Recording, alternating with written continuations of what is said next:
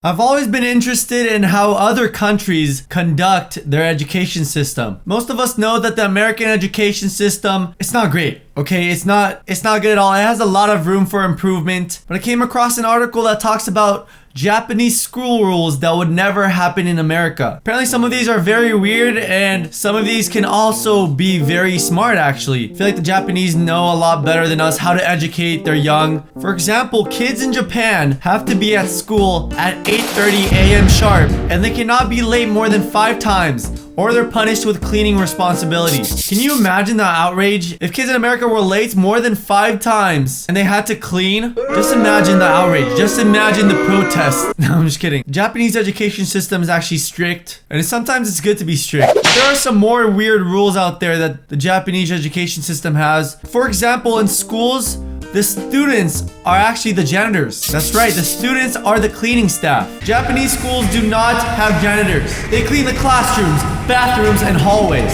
As you can see in this picture, right now they're cleaning the floors. I mean, that's very cost efficient, and it could actually teach them some very useful life skills. You know, school doesn't really teach you a lot of life skills. Cleaning is a very important life skills, and maybe being efficient and cleaning could actually help you out in life. Maybe the American education system can teach me how to pay taxes. How do I file my taxes? No, they only care about teaching me calculus, because yeah, I'm definitely gonna use that in my life. Who needs to know derivatives? Does anyone need to know derivatives? I don't even like saying derivatives. Derivatives. In America, you would get in trouble for eating in class. There is strictly no eating class except if the teacher is chill or something. Well, actually in Japan, students eat in their classrooms. They don't go to a cafeteria. They have their own lunches in their classrooms with their friends. And the lunch is served by the lunch ladies and they bring it into the classrooms. That seems very efficient to me. You don't need a separate place to eat your lunch, but at the same time, kids won't really meet other kids outside their classroom. They're only gonna kind of meet the same people in their class. Also, wasting food is not allowed. It's not like America where we have buffets, put a shit ton of food in our plate, and then don't finish it and throw it away. They are required to eat everything on their plates. So you only take the amount that you think you'd actually eat. The school system in Japan actually requires kids to have swimming lessons. Majority of the schools have their own swimming pool, so the kids are required to learn how to swim. And if you fail, you have to take swimming lessons in summer school. So you can't fail. Don't be that one guy that can't swim, like me. No, I can swim. It just took me a while to learn. First, I had to do the dog paddle, and then, no, this is the butterfly. This is the dog paddle. This is the butterfly, right? Like this. And then you gotta do the stroke. Wow.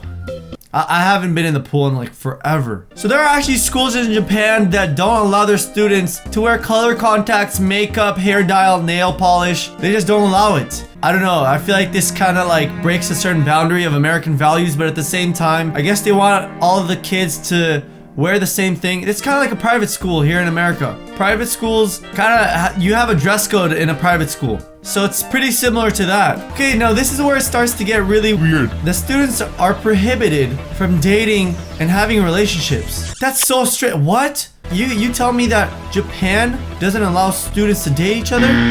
It's forbidden in all junior high school, it says. And it's to ensure that students do not have any distractions from their education. That is so strange. It's like, you cannot date a boy. Mom, why can't I date a boy? He's so handsome. You cannot do it. Why can't I though? Why? Can you just... Because then you fail all your classes. Oh my God, Mom. I'm already failing my classes, Mom. There you go. That's an average Japanese conversation with their parents. I'm just kidding. That was totally racist. I'm not making a Japanese accent anymore. By the way, if you're Japanese and you're watching this, please confirm if these are true. I don't know if these are all true, but just let me know down in the comments below. I don't claim that these are 100% true, but it's just an article I found and I thought it was very interesting. That's why I wanted to read it out to you guys. Let's go on to the next weird rule in Japanese school. That rhymed. That was good. The next rule in a Japanese school, hey, you're gonna fail all your classes. But Mom, I'm already failing. Oh my God. So summer vacation is actually only 5 weeks. And it usually starts on July 20th. Guys, in America, we have like a 14... No, wait, not a 14, what am I saying? 10 week. In America, we have a 10-week summer break. I think it's like around 10 weeks. It's absolutely crazy. It's so long. It's 2.5 months. Well, in Japan, it's only about a month and a half. It's only about half the time that we get. And guess what they do on summer break? It says they actually study. They study on summer break. They have homework or they have school clubs. So I don't think they actually get a true break. They're always studying. They either have homework assignments for the summer. That's crazy. Not in America. We need our 2.5-month freedom out of the year. So in Japan, it's custom to actually bow down to an elder or a teacher. Well, we do have respect for our teachers in America. We call them by their last name and usually add a Mr. or Mrs. Professor, but we do not bow down. Maybe we should start bowing down like the Japanese in front of the teacher, and then the teacher shows respect by bowing back. I think this is pretty cool. It's a lot of respect. I know there's a lot of schools where the students don't respect their teachers at all, and sometimes they even threaten to hit the teachers, curse at the teacher, but I feel like in Japan, that wouldn't fly by.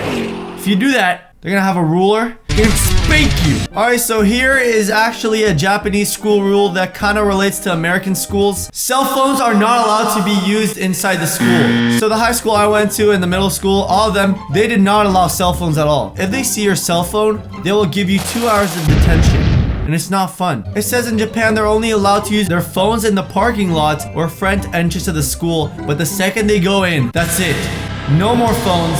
Turn it off. I don't know. I feel like there is pros and cons to this. I mean, I really hated it. I really wanted to use my cell phone in class, especially if the class was really boring. But at the same time, you don't learn anything if you're always on your cell phone. I don't know. I want to use my cell phone in class, but then I won't learn anything. So, and the last rule in Japan is this actually does not relate to a school, but it says that students under 18 have a curfew of 10 p.m. Tokyo, for example, enforces the 10 p.m. rule. I think in America it's 11 p.m. if you're under 18. If you're a minor, you can't be out after 11 p.m. You can still go to the movies though and stuff like that. You could go to any place that's a private place, but you can't be in public. But in Japan, if you're under 18 and it's past 10 p.m., you can't go into the movie theaters or arcades. So there you have it. You're gonna have to wake up early for school tomorrow because it starts at 8:30 a.m. And I think that's gonna bring it up to an end, guys. If you guys want to see more weird Japanese school rules, make sure to go to the original article. It's gonna be down below. And there you can find some more Japanese school rules that I didn't go over. But with that being said, guys, make sure to go click on another video, click that circle and subscribe. That's gonna bring it up to a wrap. I hope you learned something new today. It's about Japan. Maybe there's some other countries that have very strange school rules that are unlike American school rules. So let me know if you guys want to see that in the comments down below. Just comment down the country you guys want to see. And yeah, I'll see you guys next time on another episode of Reaction Time. I hope you guys enjoyed this one and have a good one, guys. Peace out.